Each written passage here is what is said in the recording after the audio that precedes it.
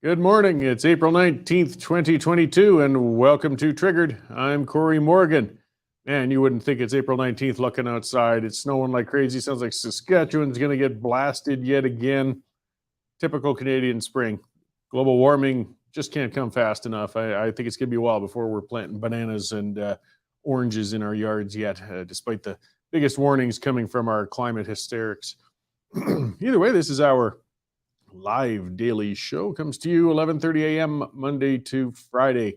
And again, as seeing with David saying good morning and others, I like to encourage commentary, questions, and discourse back and forth. I saw some great conversations going on between you guys in the comment scroll yesterday.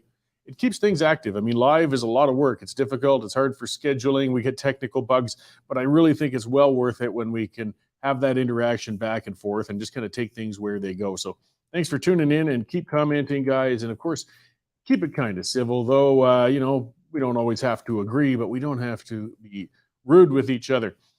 I've got an interesting show on today. And, I promoted that a little at the end of the show. Yesterday, I've got AJ Galante. He was from the Netflix documentary about the Danbury Trashers out in Connecticut. It was a UHL team that his father bought for him. And they turned it into quite the goon squad. It's actually a documentary. It was called Untold. It's really worth watching. It's quite funny and quite interesting, though they do seem to be drawn to a bit of violence.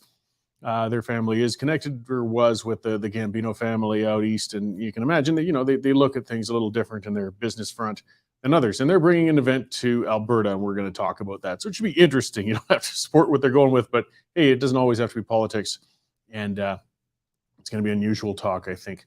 I got Shane Wenzel coming on, too, from Shane Holmes. Shane's been on, a couple of times before. He's active on social media. He speaks out. He's, him and his father are philanthropists and prominent business owners in Calgary.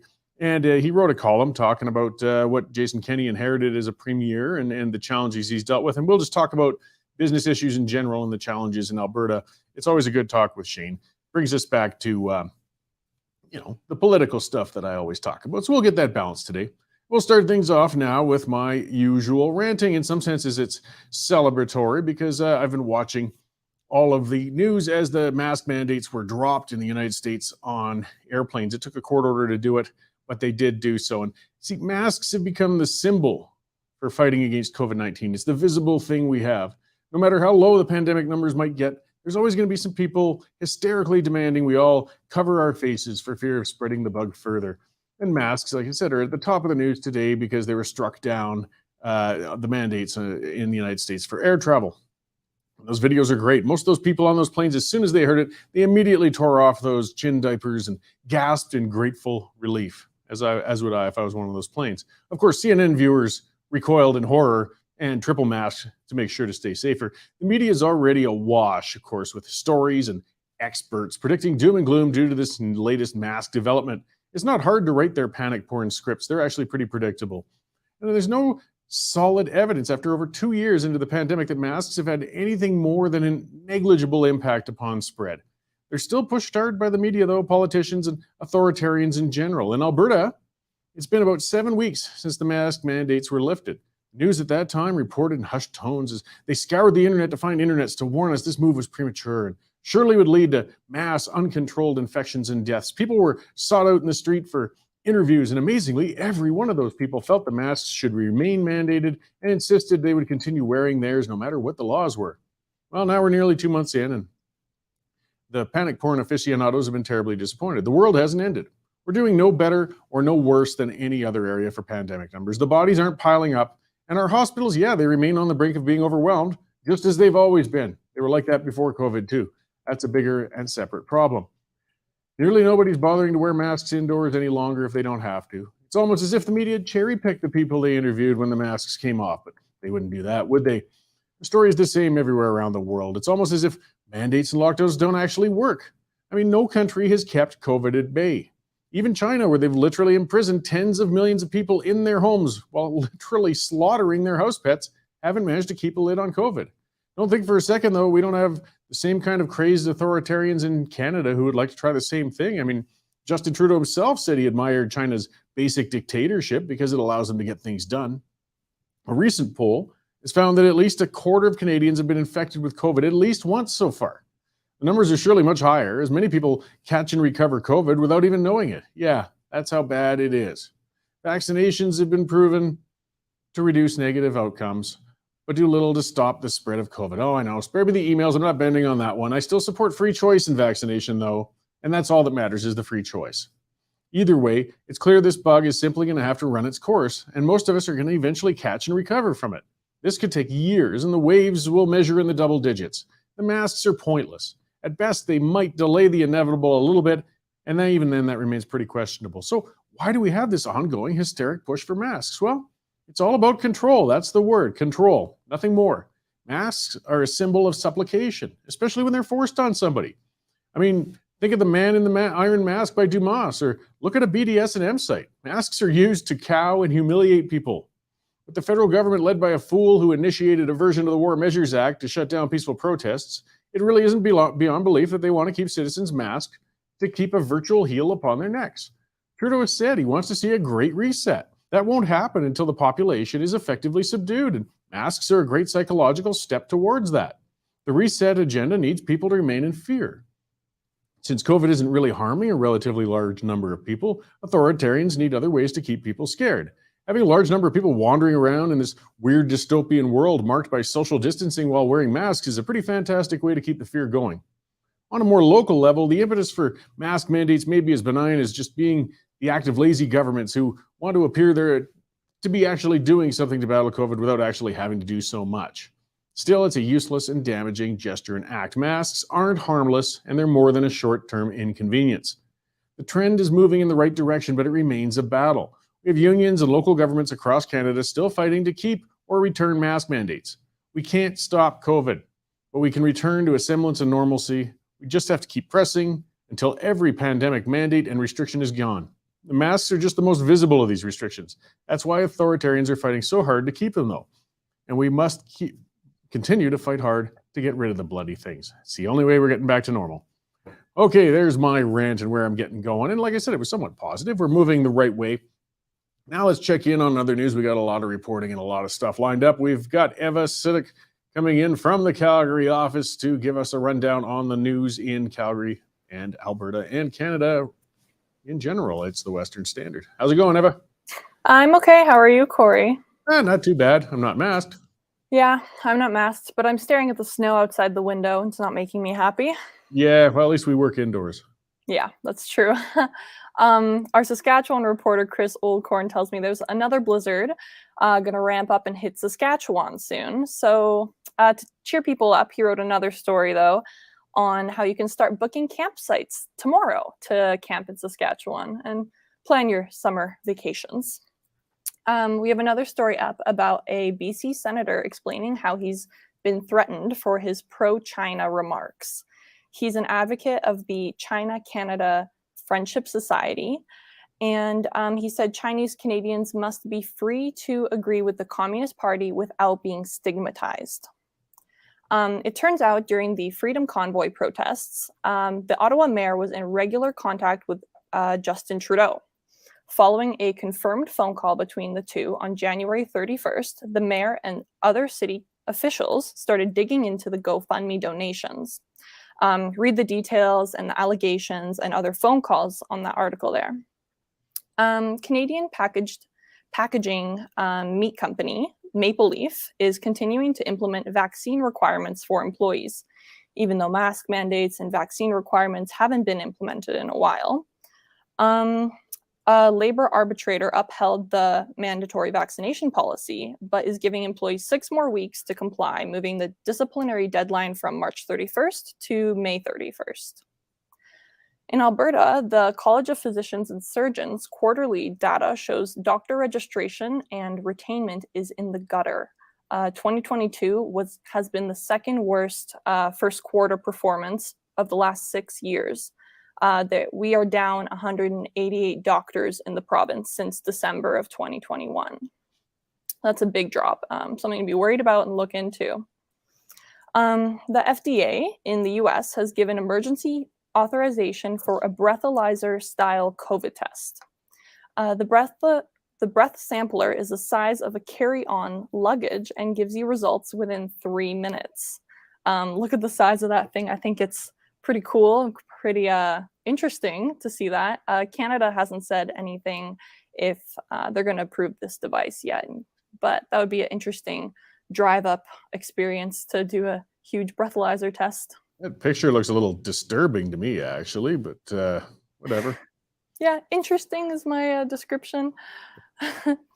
But I thought that was cool, and everyone should see that. The Canadian feds are paying $5.94 billion to corporations, housing developers, and lobbyists to plant 2 billion trees.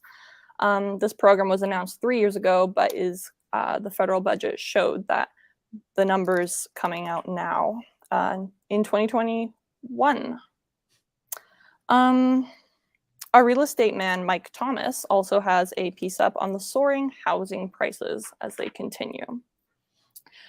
In upcoming news, the Canadian Transport Minister has made a decision on if Canada will follow the US lifting masks on airplanes and other transportations. Melanie will have a story up shortly on if that's a yes or no, if Canadians will see any relief there.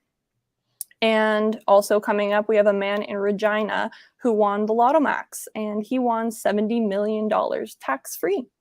I'm also looking into that with Chris to find out if he is single or not. Yeah, I imagine he'll get more than a few invitations to couple up, even if he's not at some points. I mean, it's easier than working for a living, I guess. Well, I mean, 70 million, it can only go a little ways, but doesn't hurt to be friendly, right? Yeah, well, there's nothing to be lost in it. Right on. Okay, well, then that's what's topping things right now in the newsroom. Yes, that's what we got going. Okay, well, I appreciate the check-in, and I'll let you get back to writing up those stories as they come out then. Thanks. Have a great show. Great. Thanks, Eva. So yes, that was our Alberta Calgary reporter there, Eva Sudik. We send her out into all sorts of field situations and awkward spots. Dave wanted me to put her on the spot today, but I haven't had her for a check-in for a while yet, so we thought we'd be nice. But Eva, we're going to do something to you next time.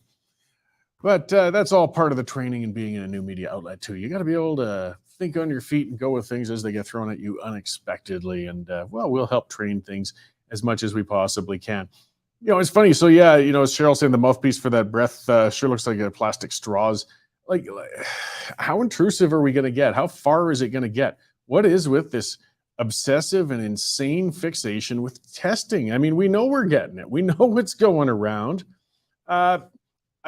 These authoritarian lunatics, I don't want it at a point, and I can see that coming, and that's what they're working towards, where you're not going to be able to go into a restaurant until you kneel down like that picture shows and blow on a COVID testing unit. I mean, it's humiliating and it's pointless.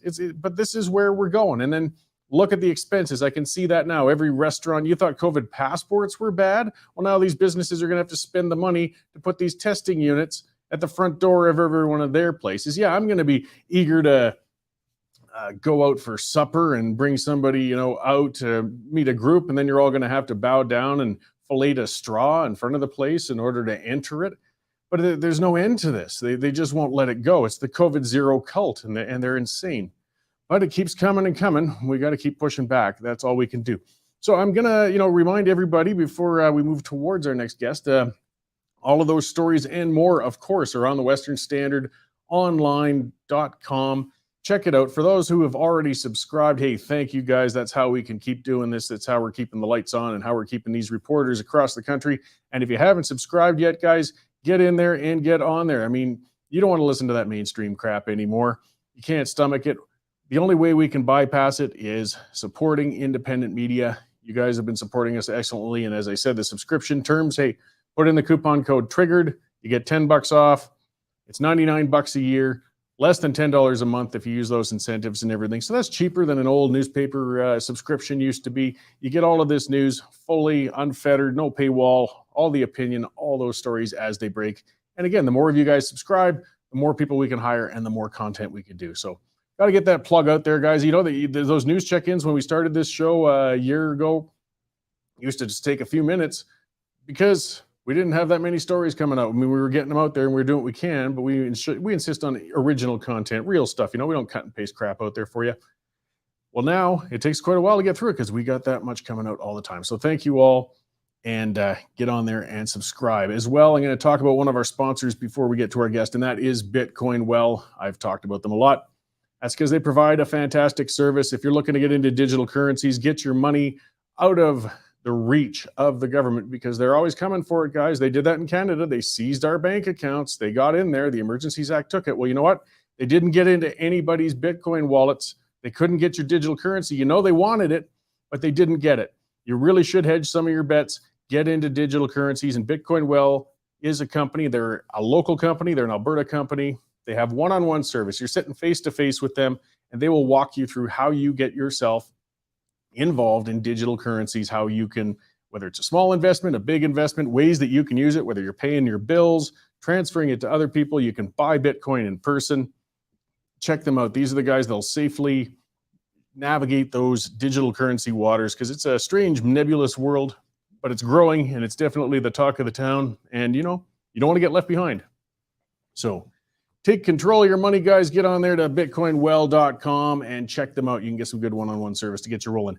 Okay, I see Mr. Galante in the waiting area. If he's ready to roll, maybe we'll pull him into the broadcast and have a talk. I've been looking forward to this. This is very interesting. I need a break from all this political rambling. And, hey, we're in hockey country. We're in sports country. And, it's mixed reviews on whether people like the fights. But for those of us who do, they got some interesting stuff going on. So let's bring AJ into the stream here and have a conversation. Hello, Mr. Galante. How you doing? Hello. How are you? Thanks for having me. Well, I really appreciate it. It was an interesting thing when it came across the desk. I've talked to some people before about that. I'd seen already. I was familiar with you. I'd watched that documentary last fall. It was it was outstanding. It was certainly unique and different. As a Canadian guy who grew up again, watching Slapshot and seeing something of a real live version of it created out in the Eastern States was quite striking. So to see that you're onto something new, this is great. We've got to get these guys on there. Oh, thank you. I really appreciate it. It's it's definitely been a whirlwind since that Netflix documentary, and it's just been crazy. And it's kind of been the story of my life, just kind of getting myself involved with businesses or ventures, events out of nowhere. So Ice Wars is just another chapter, kind of in that randomness of my life. But it's a project we've been working on for a while now, and couldn't be more excited, honestly. Yeah, well, and since the Trashers, you've done some event promoting and some boxing events and things such as that already. So this was kind of an evolution from that, right? Yeah, absolutely. I mean, growing up, when I got involved with the Trashers and, professional hockey, I kind of used my love of professional wrestling, to help me promote the team. And then after we lost the team, unfortunately, I got into professional boxing as a manager, a promoter.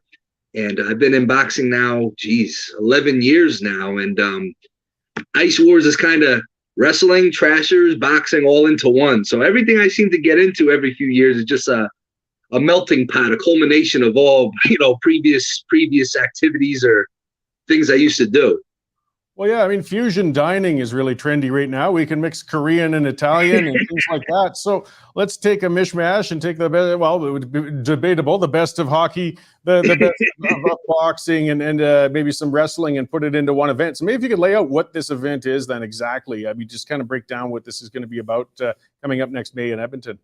Yeah, I mean, it's going to be, it's to be honest with you, we're creating a new sport. This definitely won't be our one and done type of event. Basically, it's prize fighting on ice. We're kind of taking the lost art, I guess you could say, of hockey fights. I guess that like you said, debatable whether people like it or don't like it. I personally grew up in the early 90s, loved it. That's what drew me into hockey. It's basically some of the toughest professional hockey players that are still out there. It's an event we're putting together. We're going to have a King of the Rink tournament. It's an 8-man, one night only, tournament, 8-man tournament. Each bout is 2 1-minute rounds. And we'll have some special attraction bouts. I was shocked how many guys were getting ready to get in line to do this. I thought I've been out of hockey now. I've been removed from it for going on 18 years. And I know the game has changed drastically since I was involved. And, I know fighting is, the physicality of hockey is kind of being turned away a little bit. So I wasn't sure how many of those guys were still out there. So one of the biggest things I was worried about when we, put this team together to start this sport event, whatever you want to call it, one of the things I worried about was the actual fighters. I mean, who's still out there? And to my surprise, I mean, between a mix of younger guys that, have an edge to them that really can't, demonstrate that in hockey right now because of the way the sport is.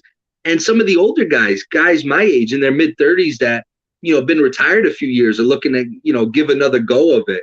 And I'm shocked. I mean, we're turning guys away for this event. There's been that, a bit of a waiting list. So we're super excited. It's going to be a unique event, something different, something extremely entertaining.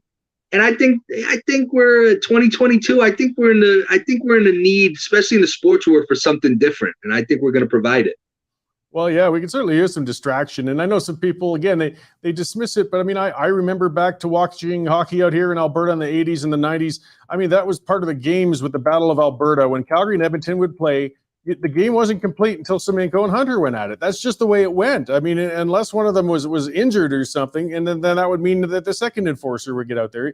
I mean, it's changed. It's not so much that, but when you would be in the stands, hey, everybody cheers when there's a goal and a fantastic move by a player, but the place really goes nuts when the fight breaks out. You got to admit it. Anyone who's a real hockey fan that says that they don't stand up for a fight if it's going on, again, like I said, we're not going to be everyone's cup of tea. The thing is, we're not worried about we're not trying to convert fans that aren't combat sport fans. We just know there's a niche market out there for us. I think we're going to bring in, I think people are going to be surprised the demographics we bring in, the variety of, different, young, old.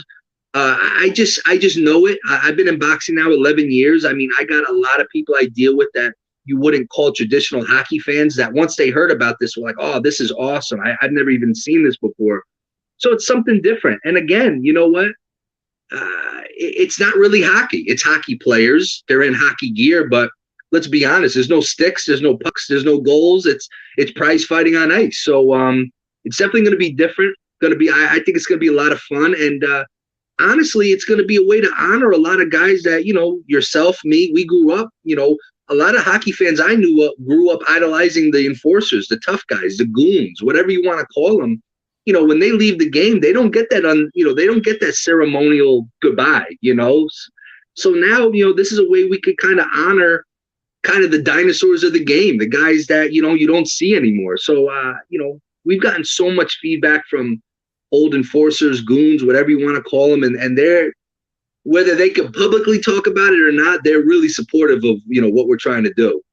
Good. I mean, Wayne Gretzky never could have been the great one if he didn't have that looming shadow behind him to make sure that you knew if you mess with Gretzky, you're going to pay a terrible price for it. I mean, it was the nature of the game then. And I mean, some people saying, well, you're celebrating the violence, but I mean, it's always there. It's inherent. I see it as this is a way to vent it away. I mean, for people who really want to watch that aspect, you guys are you're going to provide the means to see that directly, and it takes less pressure perhaps off the professional teams to have that as a part of their elements. I mean, it's not all that bad. Yeah, absolutely. Again, what I try to tell people is, and I guess it's hard to envision, but it's again, one of the criticisms when I grew up, when I used to hear people who were anti-fighting in hockey, one of the things I used to hear was, well, what's the point of fighting? Unless you're in the game or unless you're a true fan, you understand what fighting does. Like you just said, protecting Wayne Gretzky, that security blanket. But, a lot of people, well, what's the point? Well, listen, this isn't hockey. Ice Wars, these guys are fighting for a prize. They're fighting for money, purse. It's no different than boxing, what I'm involved in, day and night. It's no different than MMA. It's a combat sport. And again, it's not going to appeal to everybody, but I think we're going to do a lot of fun things, different things, interactive things that can bring in a lot of casual viewers. Yeah, and you're going to do a paid preventative view, so I mean, event, so people can tune into this from anywhere with that. But for the physical event itself, and that's what really caught my interest, you chose the River Cree Casino, which is a fantastic venue in Edmonton, up here in central Alberta. But I got to wonder, like, why, you're out in Connecticut out there, and not to pry too much, but I mean, I believe your father's not even allowed into Canada for a few reasons right now. Why did you choose Edmonton to kick this off? Well, I'll be very honest with you. I mean, the original promotional group that did an event like this 16 years ago, we've teamed with them. They did the first one in, I believe it was Prince George, British Columbia. And I got to tell you, growing up in the hockey world, I always used to ask the Trashers, hey, they were mostly Canadian players. I used to say, hey, where's the toughest guys from? Some would say, oh, British Columbia. Some would say Saskatchewan. But I always would hear about Alberta. Now, a fun fact, I've never been to Canada. When I go up to Edmonton, it'll be my first time. So it's going to have a special place in my heart personally. But I got to tell you, I would always hear about Alberta. Alberta's got the toughest guys. And it's just one of those things that stuck with me for a decade and a half. And I'm like, you know what? Where better to go to where, people think the toughest hockey players come from. And, the River Cree Casino, everyone's been so supportive. And, we're very loyal people. They were one of the first to kind of seek us. They wanted us involved when they found out about this event. And you know what? We're loyal, and we're like, you know what? They showed faith in us. We want to show faith in them. But really what piqued my interest was I always remember hearing all the toughest guys come from Alberta. So, it was just one of those things that just seemed to fit. That's it. And we're an oil province, so a lot of oil workers, agricultural, and the River Cree Casino, that's on a First Nations reserve. And I tell you, you want some good, tough hockey players in the junior leagues and levels. You get those guys from the reserve towns, boy, they can play hard. And I'm sure there'll be a lot of local turnout for that while they're at it. I mean, so you're not just drawing, I guess, from enforcers from the NHL, but people got to realize if they've been to junior games, that's where you really see these guys go at it, the up-and-comers. And it's strategic. I mean, they're not going straight at it and fighting in hockey. As we said, you're protecting your star players, but at the same time, it is entertainment. You got to pull people in. You got to pull the tickets. And let's face it, if they pulled all the fighting out all together, they're going to lose viewers. Listen, when we had the Trashers for those 2 seasons, I mean, look, our job was to win. Nothing came above winning. But listen, like you just said, Alberta, Danbury's a blue collar town. You know what? How are we going to get people to keep coming back to our games? If games are $20 a ticket, if you come to 8 games a month, that's $160. That's a bill for people. So how are we going to get people to keep coming back? Don't get me wrong. It's all about winning, and we want to put a successful product, but it's also about the entertainment. People want to be entertained. There's people that do enjoy this aspect of the sport, and there's people that enjoy combat sports in general. And like I said, I mean, I've been in boxing 11 years now. I have so many boxing people that are so excited for this event because they tell me all the time when they saw the Trashers documentary, man, we love to just see the fighting. You know what I mean? And, they may, some of my boxing friends aren't too interested in the stick handling and this and that and getting a hat trick maybe. But listen, when they see the gloves drop, their ears go up and they're ready to watch. So I think we're going to bring a different demographic. And you know what? People may learn more about hockey through Ice Wars, whether the NHL would ever consider that a possibility. There may be people that get interested in the sport of hockey through Ice Wars. And I think you're going to see that. Well, I mean, it is definitely tied together in some ways. So this being the first event, it sounds like you've got a lot more planned. Presuming it's successful and everything, what else have you guys got planned going down the road? Like some American venues and just kind of moving around like a regular event, I imagine, like any boxing. Yeah, I mean, again, equally as shocked as I was with how many guys were willing to compete right away, I was equally shocked how many territories were interested in hosting us. I mean, obviously River Cree Casino out there, your guys' way was one of the first. Obviously pretty much all of Canada has been interested in having us. A lot of places in the States, right here in Danbury, home of the Trashers. I'd love to have something here eventually. It would only make sense. But our corporation is Ice Wars International, and we intend on honoring that name. So we plan on going all over and, see where it takes us. But no, we're really, all our eggs right now are in this May 21st basket, and we're super excited for it.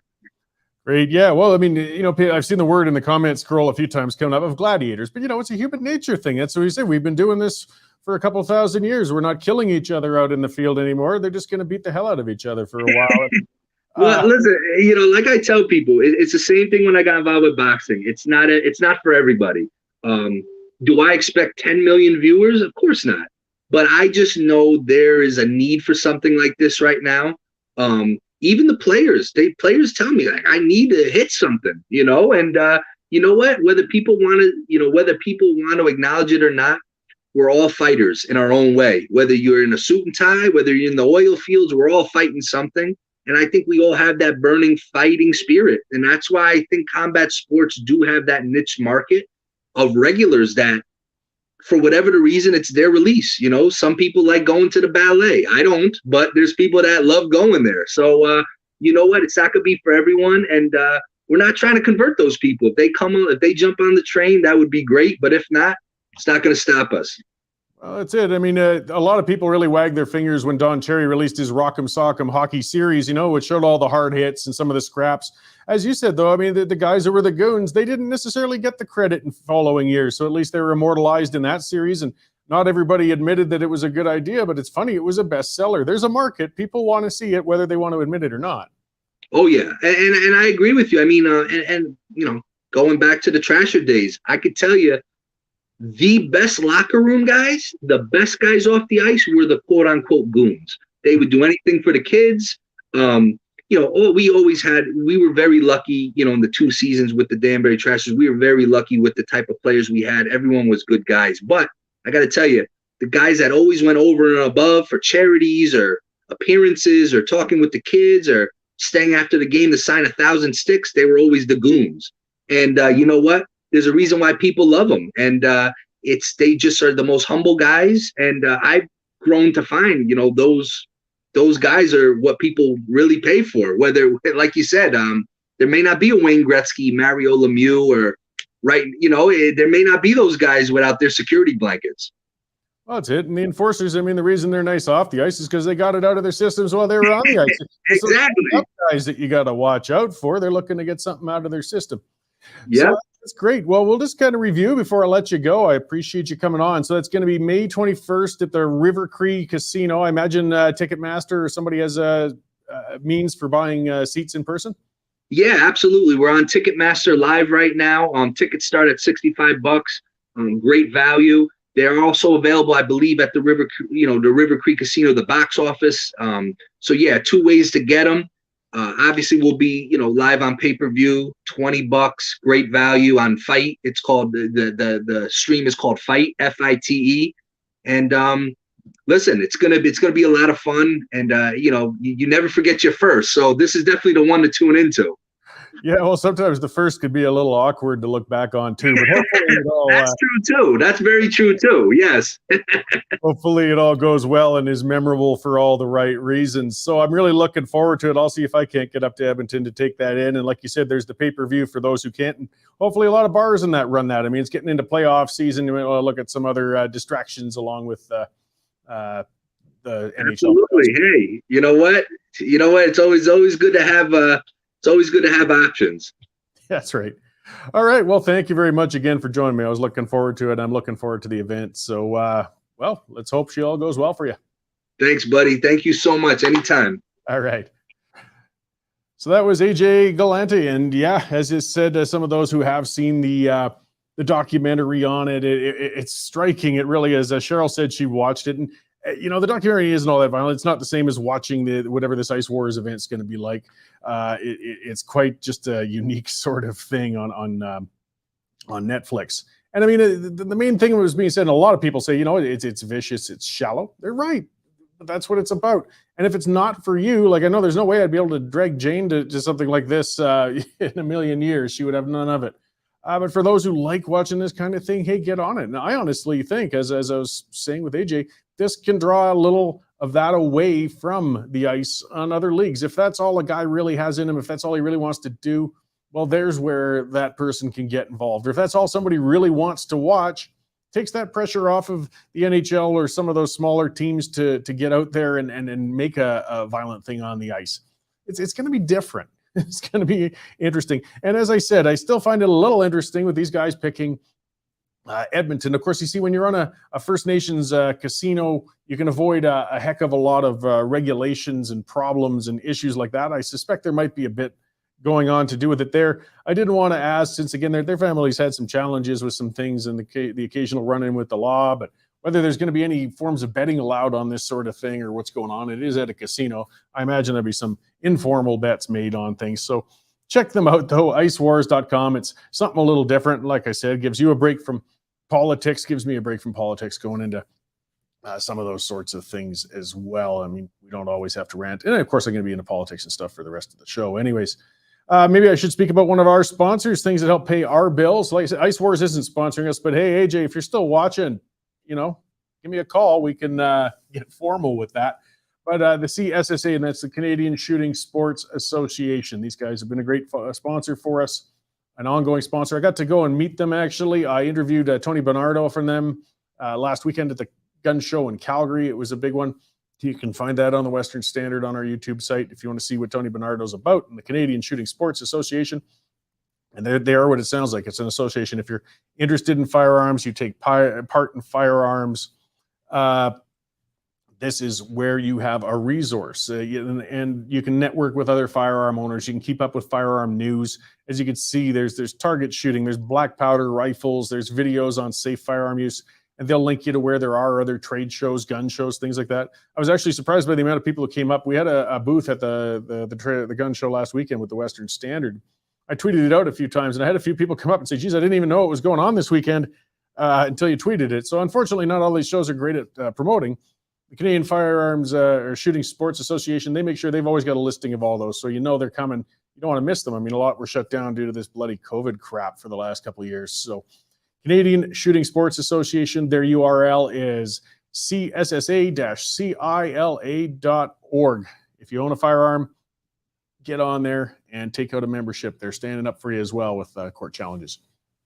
All right, let's talk about leaf blowers. There, that'll change the subject a little bit, eh?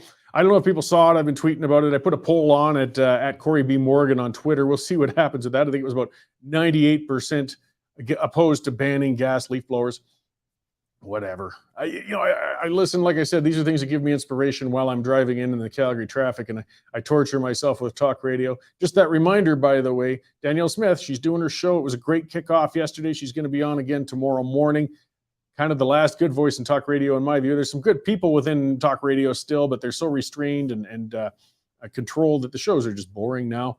So either way, I still have to listen to them on the way in, or I make myself so I can see what's up. And yes, a petition at that time, I think it's gone over 1,000 now, but it's an internet petition. And at that time, it had 700 signatures on it, going towards City Hall by a bunch of hipsters trying to ban gas-powered leaf blowers. Oh, yes, this is the event of the century. I think California did so a little while ago, too, but that's a state so stupid that they're having brownouts constantly all summer, yet are shutting down their own power generation sources. Well, the Calgary, we've got a bunch of hipsters pushing to ban gas-powered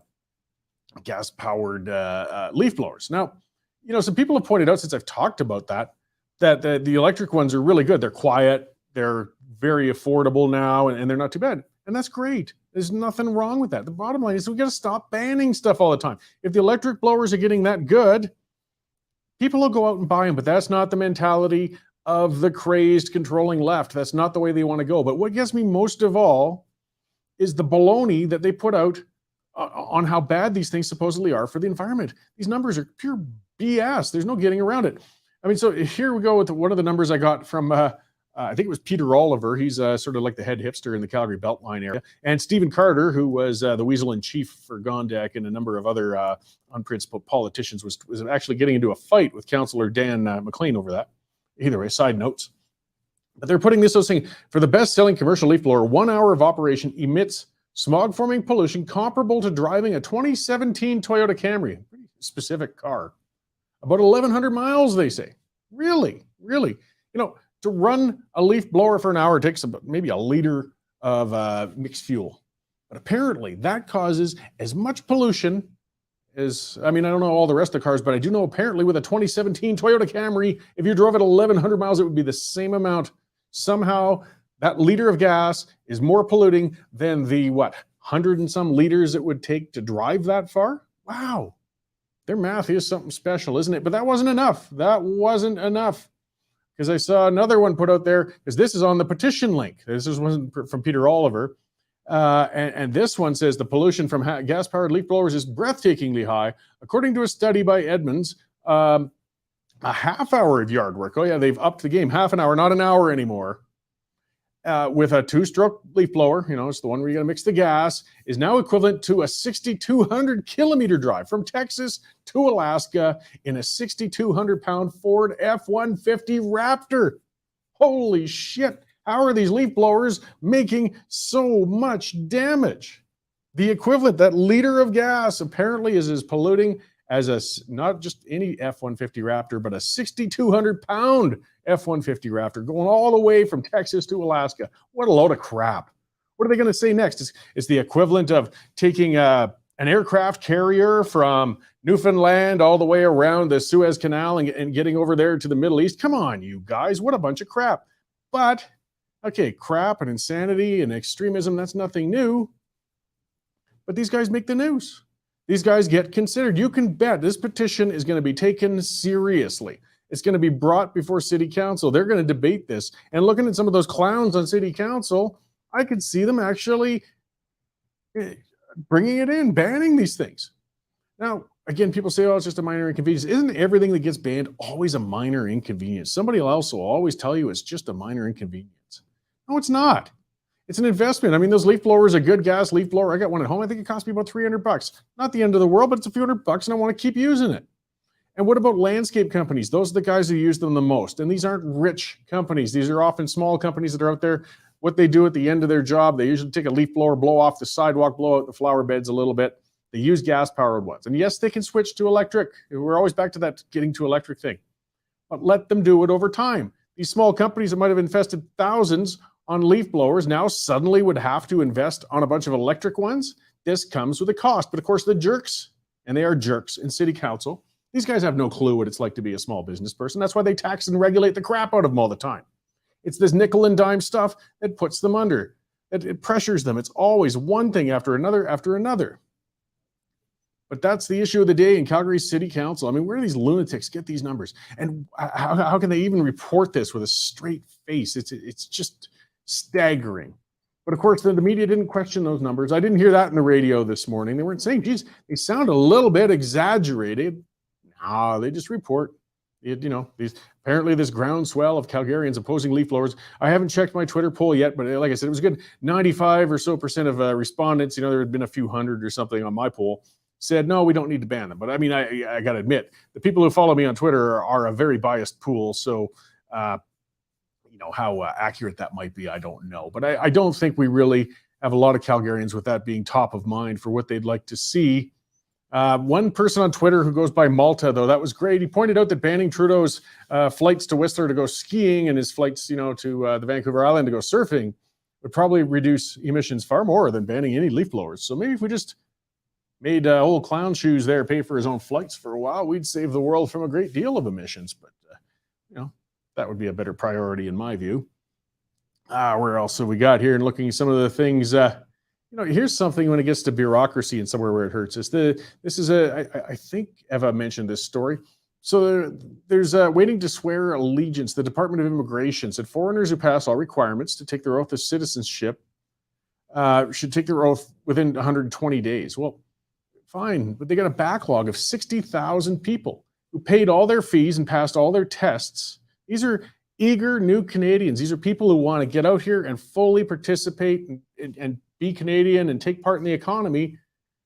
And they're held up by this ridiculous thing where they can't seem to find enough bureaucrats to take their swearing of the oath of allegiance. And it's a legal requirement. It's not just a token thing. They have to have it done to finish their immigration process. We talk about ways to have bureaucracy streamline the country, make things more efficient.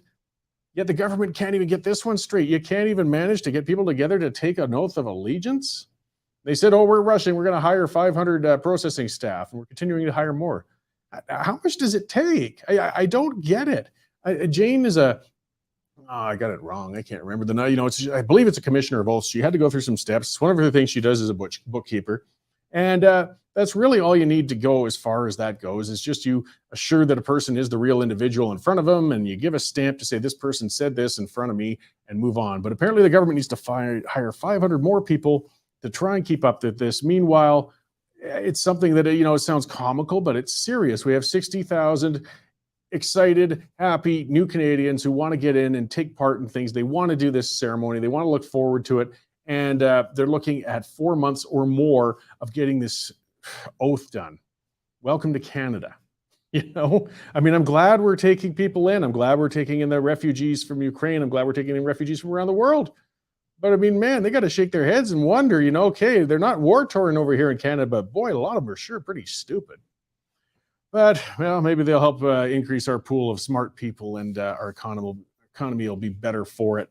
There's no reason given for the delays, by the way. The federal court ruled the oath is no mere formality, though. It's a legal requirement. So they're moving on with this. Hopefully they figure it out.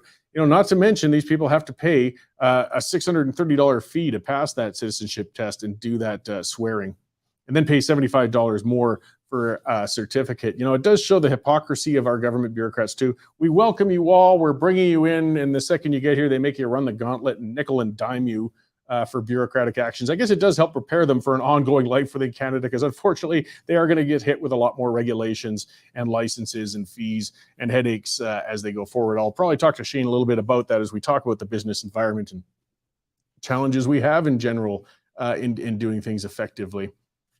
Let's see.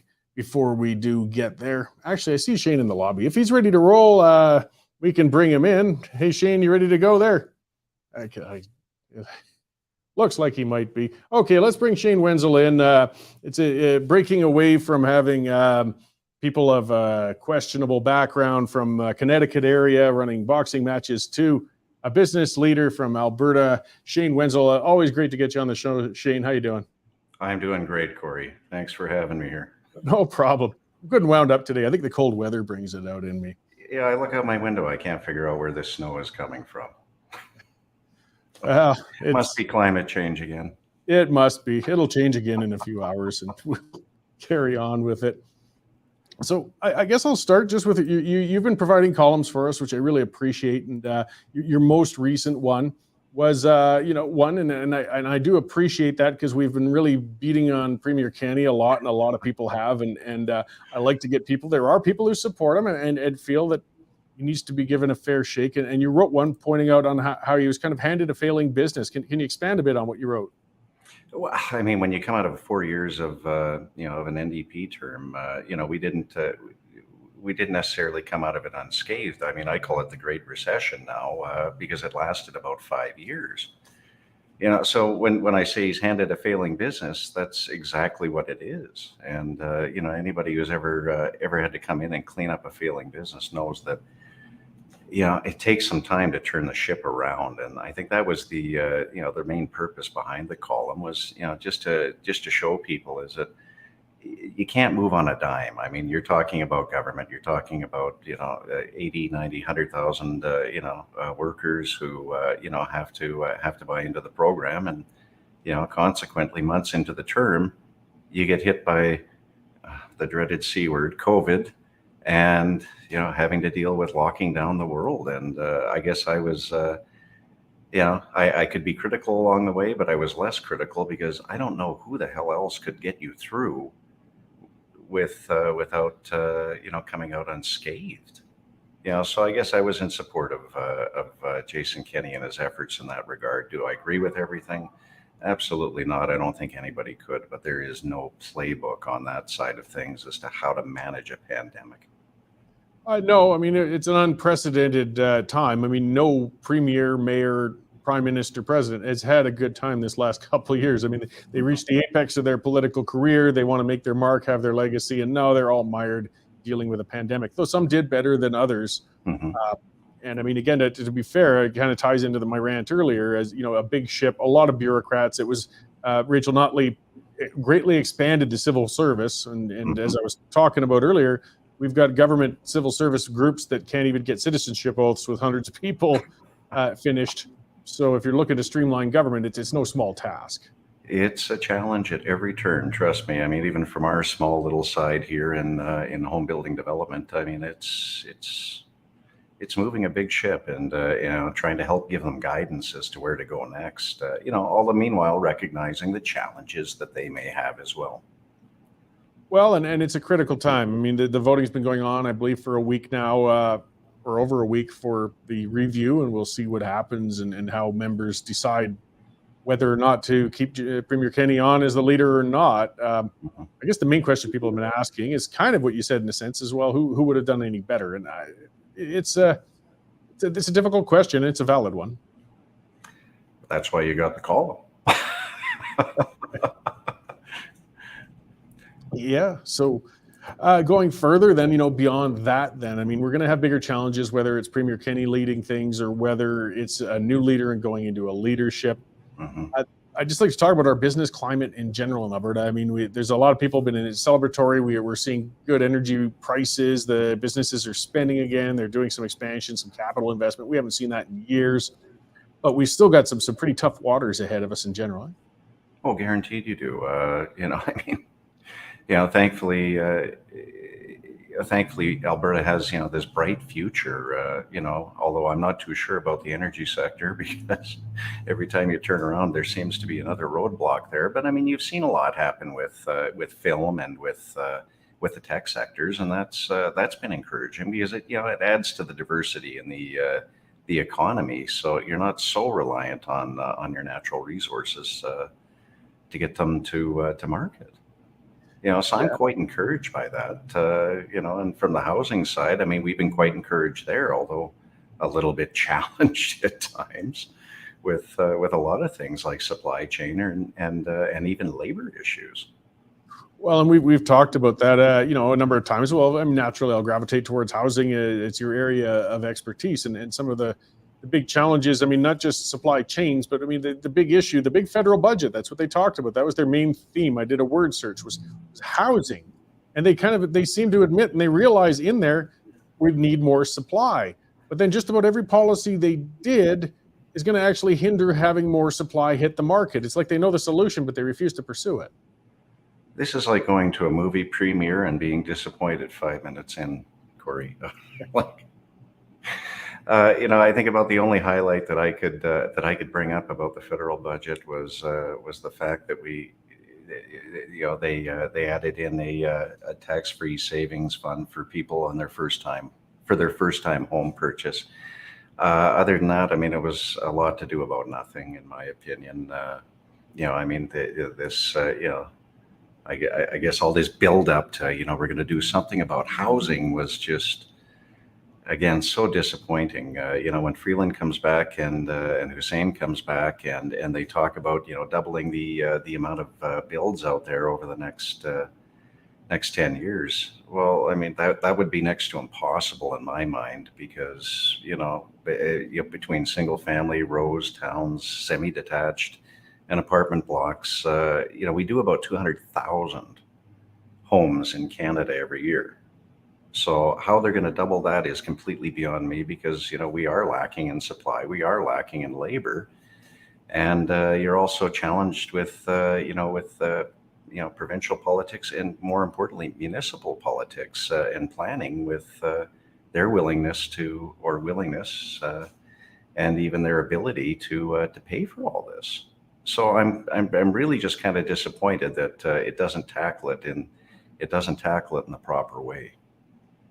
Well, and again, with being that almost right and wrong, I mean, they do understand that, I read that into it, that it's the municipality's jurisdiction or at best provincial, but they talk about all their incentives on how they could try and change that. And when they say that, they mean, in other words, handing more tax dollars to them. But that rarely leads to a more affordable house, unfortunately, in the end, no matter what their intent might be.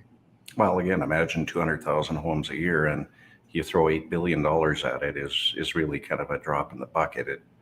It looks like a great number to a lot of people, but it really is kind of paltry. And, and I'm kind of torn on that one because do I want the federal government using my tax dollars to subsidize housing? I mean, we've insured well over 1 million houses for a number of years. I think we're the only G7 country that's that far behind. Even the United States isn't that far behind. So, $8 billion doesn't really resolve a lot. It's going to come down to, well, at least in my opinion, I guess if I were to offer up solutions rather than sit here and continually bitch about it, 30-year mortgages are still a great thing in my mind. A targeted immigration plan would really help out because, we talk about labor being one of the big issues out there. You want to be able to bring new immigrants in who are skilled in the trades, but even to extend that, why not get the kids interested in trades? I mean, if you're going to do something that you want to apply my tax dollars to, encourage kids to get back into the trades because it is actually a wonderful career. I mean, tech and banking is wonderful as well, but not every school kid has that aptitude. So, if they're great with their hands and they have a good business sense, there's a tremendous opportunity coming up for them because you also have an aging workforce, one that wants to retire. So, but I've always come back to the significant tax credits for home renovations, and I mean that bolsters the energy efficiencies on old homes. But I mean, let's extend that to adding in legal suites as part of it. I mean, renovations are a $50 billion industry in Canada yearly. That would double if you had a significant tax credit there. And it would also, as much as I almost hate to say it, meet the Paris Accord targets and do it in a heck of a lot faster way than what we're planning already. Well, and that was part of the challenge, I guess, is that they understand they want to increase supply, but they made sure to always add the caveat, though, that it has to be green and it has to have density targets and things such as that. So then they start regulating, and then we're not going to make anything more affordable if we're going to come right off the bat that way. No, I mean, one of the targets that they had in there was that, that part of this $8 billion is earmarked for urban. Well, the challenge you run into there is not only the planning guidelines, but you're going to run into NIMBYism too.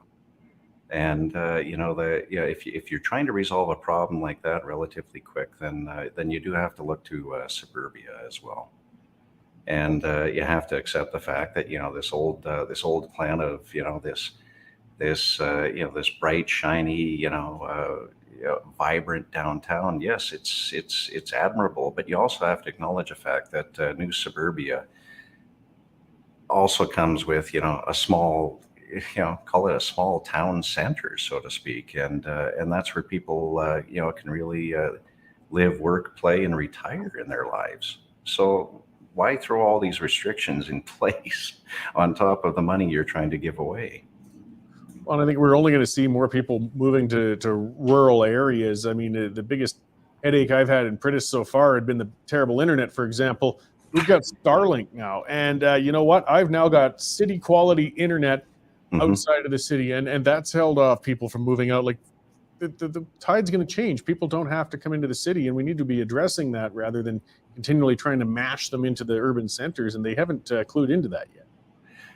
No, and I think that's a lot of the influx that we've seen. I mean, besides the fact 50% of our sales over the last 6 months have actually come from outside of the province. We have people moving in from Eastern Canada because of affordability, but you also have people moving out of the urban centers into suburbia here in Calgary because they can now work remotely because the internet service is that much more reliable, kind of like you out in the country, out in Prentice, because there's no barriers to it now. Yeah, I mean, I still have to come in here to use the studio. Derek has that quality thing of his, but at least Jane can comfortably work from home, and we're all getting towards that. I mean, that was unimaginable 15 years ago. It was impossible even 5 years ago, it seemed. So I like that holistic approach. So, I mean, there's something you brought up that, I don't think we heard anything about in the budget. We hear the odd person talk about that, but I remember finishing high school, back at the end of the 80s. I didn't know what a trade was. I'd never learned it once in school. I didn't know what an apprenticeship was. I think I'd read about it in fantasy novels like Apprentice Magicians and things. Why wasn't that a part of my basic education in case that was something I was inclined to do? Because, boy, I've never seen a plumber driving a beat-up old car, and you never hear of an electrician being out of work. There's nothing wrong with getting into those trades, and we really need them. Well, and you look at how successful they can be. Like I've talked to a few kids so far coming out of high school about the framing trade. I mean, that is always a challenging trade for people to get into, but it pays so well. I know a few guys who own their own companies, and they're making about $250,000 a year. Even their trade or their framing leads rather are making in excess of $100,000 a year. So the trades do pay, and and I strongly encourage people to move in that direction.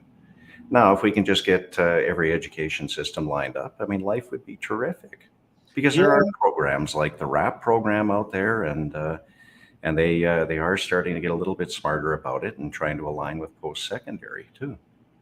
I think it's improved, absolutely. But I mean, we target our funding if we're going to pour more into the educational system. Still seems to be ideologically driven. I'm sure there's a lot of grants for woke trans interpretive dance, but not so much necessarily if you want to go into automotive mechanics or something. Not to knock the other ones. Every level of education is good, but we don't seem to prioritize based on need as much as ideological want sometimes. And that's an important point, Cory. You're right. I don't know how you move the needle on that relatively quick, but it is something that has to happen relatively quick, because you do have an aging workforce. And before you know it, you could be falling behind, and those lovely services or those lovely products that you like having built may be harder to get in the future if you don't have kids getting into it. So you're on the crunch a bit right now with again, I mean, high demand. We need those homes. You're a home builder. I mean, there's just outright limitations that you've listed. I mean, you'd be more than overjoyed to build 1 million homes if you somehow had that means. But a lot of it comes down to municipal government. We're into that new one now for 6 or 7 months in Calgary. They seem to kind of start a little rocky, but maybe they're settling into a routine. Does there seem to be a good relationship building yet between the new council and mayor and local businesses, I guess? I think you're starting to see some surprisingly good working relationships, and I say surprisingly in a nice kind of way. You have some preconceived notions of a few of the councillors that maybe they're ideologically driven, and they're actually turning out to be relatively smart and business driven. So I mean, and that's really what you need on city council is people who understand that you're playing around with $4 billion a year, and it's part of their job to help generate $1 billion in business a year, not piss around with gas-powered leaf blowers. Well, that's it. And I mean, there's always going to be those things. Every council seems to get sidetracked with their goofy stuff, and that's my job to call them out. And I wasn't trying to get you to poke at any particular councilors at all. I'm just hoping to see. They're going to be in council for 3.5 years now anyways, so let's be pragmatic and hopefully get those relationships and some more reality-based planning. I mean, we talked about that before. The path from a new development to completion is nearly 8 years in Calgary, I believe. It's not reasonable, and hopefully you can start to get some discussions to reducing that regulation load. Well, and I mean, that's done every day. Fortunately, the people working over at Build Calgary are working hard on that. And they're trying to bridge the gap, and I think, I do give shots to some of the planners there, largely because of ideology, but I think, one shot I could give towards the federal government when it comes to, planning, housing and municipalities is, they need to return more of the money back to the municipalities, because that's one of the great barriers to growth is the fact that the taxes taken are in excess of probably what they should be. The municipal level needs to help the city grow, and they do need the proper funding. They don't need a paltry amount and a bunch of restrictions placed on it. So I pick on them, but I pick on them for good reason. But I also do share some of their frustrations. Yeah, well, and some of it I read a really good kind of a rant, but that's what she's great for, from Mel Gerson or Jen Gerson on her Substack page. And as a person at her age and seeing the pressures and trying to get into the home market, I mean, extremely difficult. It's a generational thing going on. And she points out that stuff is very real. And I don't think government can change it. Only we can as a society. But there is a lot of an I got mine mentality. There's a lot of even unconscious incentive to keep the market choked up, because, of course, it only puts upward pressure on what you've invested in. I mean, I've got to admit, the more dumb Calgary City Council gets, the more my property rises in Pritis, because they drive people out there and make them want the property. But that's not good for everybody as a whole. We've got to learn to kind of let go and open up, I think, and understand it might put downward pressure on your own investment, or at least stabilize it. Well, I mean, I think the best example is a report I read from Scotiabank recently, where 43% of people now are putting off their home purchase. Now, to contrast that, 2 years ago it was only 20%, and this is Canada-wide. So it can't be taken, as total in the, for the Calgary or Alberta market. But I mean, this is Canada-wide. So that number doubled, and that's largely due to affordability. People just can't afford it now. So I guess, I go back to the original comment about the paltry amount that the federal government threw out there, and then I'm going to take a shot at them for, wanting to implement the energy code, which includes net zero in it, which raises the cost of homes by 40,000. So we're giving you a bit of an opportunity over here, but we're going to jack up the pricing by 40, which will also add to your home out in Pritis as well. It's going to go up by another 40 when this is implemented, because that's what happens. But the problem is, when you're not in the house, when you're not in a new home, you're just renting, and you're forever renting at that point. And that's it. And those things won't hit me as hard as it would be somebody trying to get into the market, because I already got there. The worst I'm going to get hit with is having to upgrade some things, perhaps. And that's don't worry, there'll be a tax incentive for that, Cory. Oh, I know. I just hopefully we move in that right direction. As you point out, it's a larger number, so I mean that'll tip the scales in public opinion a bit. People realizing, hey, we're living longer. I can't hand off a bunch of house equity to my kids so they can have a down payment to get into their place, because I need this for retirement. So we got to work on this market so they can afford to get in on their own. As you said, that savings account and 30-year mortgages, those might at least help make it a little more reasonable, and keep looking at solutions like that. It will, but I mean, it's like anything, simple economics, supply versus demand. I mean, when the demand is this high and the supply is this low, well, I mean, what's going to happen? You're going to pay more. So, I mean, if you can at least balance the scales or shift them, that's when it changes, and that's when the opportunities arise. Oh, we can only hope we get there, and we just keep up the discourse and keep up, trying to make things productive.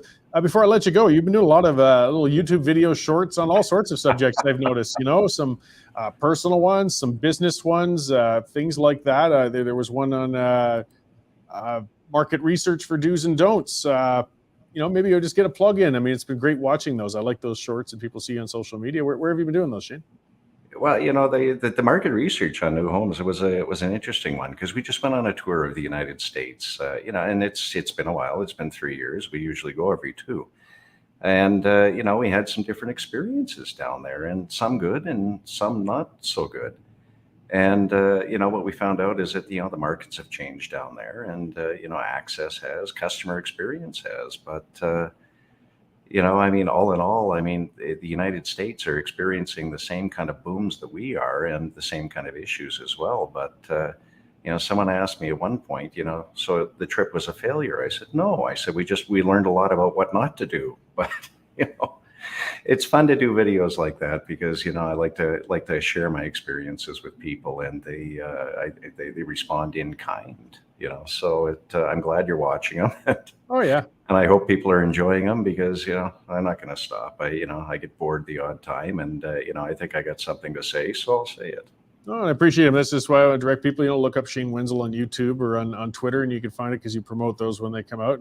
It's a good counterpoint to my scowling face. I specialize in anger and picking and so on. You take a positive approach when you come into it, and you're mashing the both together. I can get people mad and drive them your way, and then they can see the positive solutions. So I appreciate that. I don't know. The odd person. I got one video out there. They apparently think I'm full of hate. So if I'm full of hate, what the hell are you? Well, yeah. If there's the fun of being on social media, you're always going to get some fun out of that. Yes, there is. All right. Well, thank you very much for joining me today, Shane. It's always great talking to you. And I'd like to remind everybody, you've been giving us regular columns now, and you do your online things, whether through Twitter or YouTube, and you're just a good active community member. So I appreciate that, and I hope we can talk again soon. You bet. Thanks for having me, Cory. Great. Thanks. Take care. So a reminder, that was Shane Wenzel of Shane Homes. And as I said, also a budding social media personality who speaks on these business issues. And as I said, his YouTube videos can be pretty light, or they can get into personal things and that. It's something a little different, and it's good and worth watching. And I like getting them on for a chat, as you see a lot of good business common sense, get some solutions. What are we doing? I mean, we didn't just talk about what the Liberals messed up with the housing plan, but well, what should they have done then? What could they do? Because we have a big growing problem. I didn't get into the housing market until I was 40.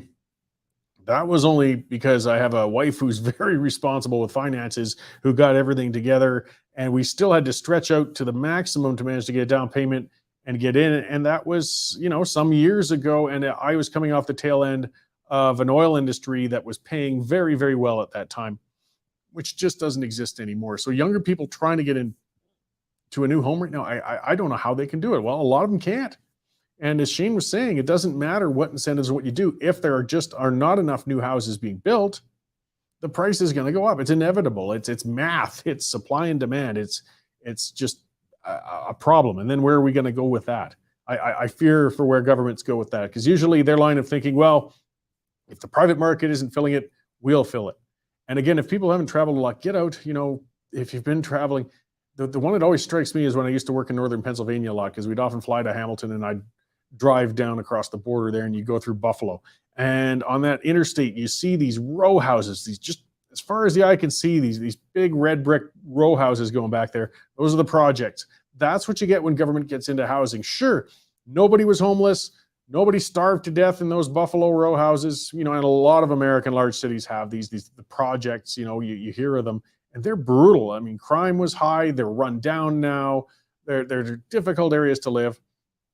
And that's what happens when government takes over housing versus letting private, markets move on that. And we don't want to go that direction. So hopefully we can push things the right way. We'll see. So Cheryl's saying the new home savings account, it's only $40,000. How does it help? It helps a little. I mean, not enough necessarily. No, I put those numbers out on a different column a little while back. The average house in Canada, and I know it varies very widely from, Toronto and Vancouver, where it's over $1 million, and in Calgary, I think it's maybe $500,000 or $600,000. You can get out onto the prairies in a small town and find them for a couple $100,000. I think the Maritimes, they get lower, but the average across the whole country is over $800,000. I mean, if you qualify for a bare minimum down payment to get into that, and have the first time plan and all of the other stuff, you've still got to have liquid capital of $40,000, $50,000, $60,000 with all the fees and everything else just to get in. How many young people in the working world have that sitting around? How can you put that together? How can you save it? It's a problem, and home ownership's important. It really is. We don't want the government to take it over. We got to leave it in the hands of the individuals, because some people talk about the Great Reset. We talk about socialists. We talk about some of the others, and that's the truth of it. They do feel that we would be better if the government managed all of these things. Well, no, that's what happens. I've talked about it before too. I went to the Soviet Union way back at the end of the 80s, Moscow, Leningrad, as it was called then, St. Petersburg, apartments as far as the eye could see. Again, yes, technically you had your needs filled, but it wasn't a hell of a good life, looking at what people were sitting in. And that's what happens when the government runs those things. As we said, the government can't even get citizenship ceremonies correct. There's as Cheryl saying, big bucks going out right now in the oil field. It's booming. It's that roller coaster. And those who want to work and get out there, they can make some good dollars right now. They'll get out in the field fast. And but the problem is you can't rely on it. I mean, that's part of why I left it. I mean, part of enjoying this media and things like that. But I was in the oil field for 20 years. But I went through 3 dips during that time. I mean, the end of the 90s, and then the 08 crash, and then the more recent one. And I just had it. I'm tired out with it. It served me well. I loved the industry. That's why I did 20 years in it. And it paid me a lot of money in its time, which, like every good Albertan, I pissed away most of it. But it's still not, we can't employ everybody within it. It's not for everybody. We got to look more broadly. But for the time being, yeah, people looking for jobs, guys, gals, get out there if you're young and up for it, for some field time and things like that, because you can really do well for yourself right now. Where it'll be in 5-10 years, who knows? But that's the thing with the oil field too, is making hay while the sun shines. I'll talk one more time about our sponsor. I'll talk quickly about Bitcoin Well. Get that through. And these guys, again, speaking of Western Canadian companies, speaking of taking your dollars, another way to save your money is Bitcoin Well. These guys also set up corporate plans, so if you own a small company or a large company, or if you work for a company, you want them to set up a savings plan like that, again, set up a consultation. They will sit down with you face to face, a real person, not a call center, not a little pop-up window at the bottom of a screen on a website. And they'll see if it's for you. We have every month at the Western Standard, those of us who have opted into it, it's optional.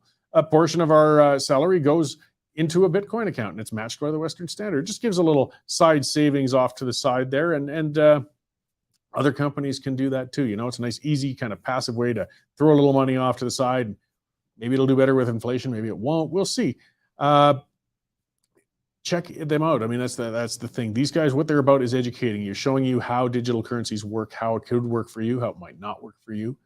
And you can talk to a real person. Make sure your money is always safe. It's a Western Canadian company. You can buy Bitcoin in person, as it says there. You can pay your bills, your credit cards.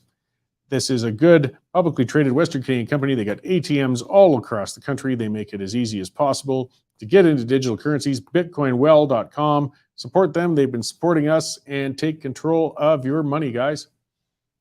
Okay, let's wrap through a few more news items before we go here. Another story coming up. The feds were told cabinet should read the Charter of Rights and Freedoms. It's pretty sad. But yeah, there's a constitutional scholar on a conference in Ottawa calling out the cabinet, basically saying, you guys should actually read that thing. We got a government that doesn't understand the Charter. They don't understand the importance of it. They don't understand how it's supposed to work. I mean, they've been called out by Peckford, of course, who was one of the signatories on it. There was something insulting when Justin Trudeau was tweeting a picture of the signatures going onto that charter. It's just sickening to see a guy who has no understanding of the charter, who abused it more than anybody has since its inception, celebrating his father signing it along with others. Guys, that wasn't what it was put forward. The charter is there to protect you from government. That's the whole thing. It's about your rights, all of it, from speech to mobility to what should be properly protected property to press. These rights are all integral, essential. And the only one who threatens those rights, the only one who can take away those rights, is the government. The only one who always wants to take away your rights is the government. That's why modern democratic societies build these charters. That's why they write them up. It's under the assumption eventually there's going to be a government infringing on one of those rights, and you need that document to go to court with and stand up for yourself. But our government doesn't even know what it's about. They don't understand it, and that's scary. These are the guys on top. And I go beyond the point of cabinet. I'm worried about the judges, the years of authoritarian judges we've been appointing, because no judges have really shut down the crap that they did as they abused our charter to crack down on legal, peaceful protest. Or even some of it was a little bit illegal, where we're talking parking violations, noise violations. Not anything big, guys. Not anything that would call for implementing a form of the War Measures Act, which is what they did. And, well, again, that's a government that doesn't understand what is so important about freedom of association and freedom of assembly, expression and movement. These freedoms, guys, they're not to be taken lightly. And this government does take it lightly. They see those freedoms as inconveniences. They see them as things in the way of them doing what they want to do. They seized people's bank accounts. They stole people's property. I call it that, stole it. And not enough people are talking. I still keep asking, because I don't think they ever actually did it, perhaps, because I haven't been able to find a story. But they took on the right to use press gangs. And that means to grab somebody and say, you are working for us now, or we will throw you in jail. That doesn't, it sounds exaggerated, but that's exactly what they did. If you owned a tow truck and you were sitting around Ottawa and you said, screw it, I don't want any part of this. This is my personal tow truck. I own it. I don't want to do this. I'm going to stay home. I'm going to take the week off. They said, no, you're going to go to work now, or we'll throw you in jail. That's a gun to your head, guys. And that's what they did. Now, again, I don't know if they enforced it, but they even brought in that law. That's insane. That's slavery. And then we had a column that said as much. And that's not exaggeration. It's not, no, I'm not going to say it was as bad as the, century of slavery that was going on in the developed world or the stuff in the States. But technically, when you take somebody and you force their labor without their permission, even if you're going to pay them afterwards, that is forced labor and is unacceptable.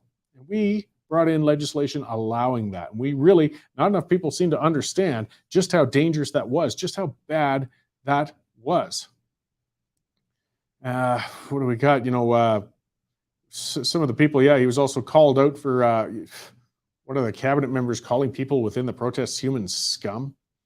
Or this was a panelist in support, he dismissed his criticism of Freedom Convoy truckers as human slime and scum. Fareed Khan, okay, this wasn't a cabinet member. This was spokesperson for this Facebook group, Canadians United Against Hate. There's another thing with this anti-hate network in Canada. I'm doing some more digging into that. Those guys are insane. The irony of this anti-hate group, and I guess they get some government dollars, and they are a Twitter mob. They are nuts, and they turned even on a lefty. And I tried to hear some of the problems. So this lefty online, I won't even name her, but she got in a fight with them, and they stalked her and they threatened her in the works. This is the anti-hate group, and this is a lefty who supports them. It's just because she was going to interview, I guess, Chris Sky or debate him, and they went nuts on her, and she's been calling it out. Again, shows the left, though. She says, well, we should have open debate and have different voices and everything. But when I asked her for interview requests, we got turned down because she doesn't want to talk to a conservative outlet. So there's still some hypocrisy. But these anti-hate groups are nuts, and they aren't reducing hate. They're actually often more divisive and nasty than the people they're claiming to be fighting against.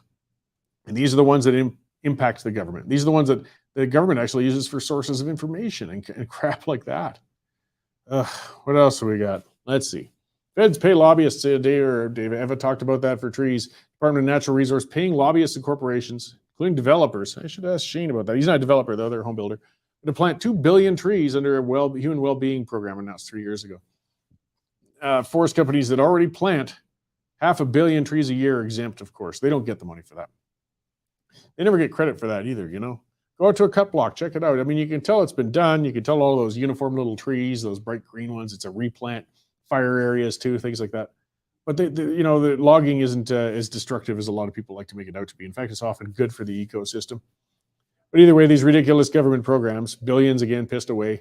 You know, look, I put trees in my yard. I got a lot of trees in my acreage because I like them. I don't need government subsidies for it. Just leave me alone.